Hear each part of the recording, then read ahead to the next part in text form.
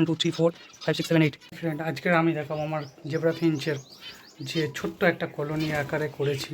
তো এর মধ্যে কি প্রোগ্রেস হয়েছে চলো দেখা যাক। ঝুড়িতে অনেকগুলো বাচ্চা, মোটামুটি 5টার গায়ে বাচ্চা আছে এবং অনেকগুলো ডিমও আছে।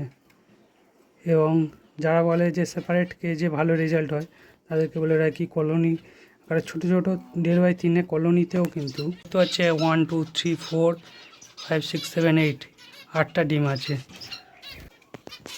অনেকগুলো ডিম আছে আর একটা বেবি উঠেছে। তো এরপরের ঝুড়িতে দেখতে পাচ্ছ যে 6টা ডিম আছে। এর উপরের ঝুড়িতে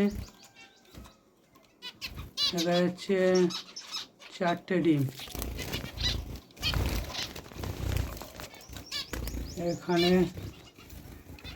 এখানেও ডিম আছে অনেকগুলো।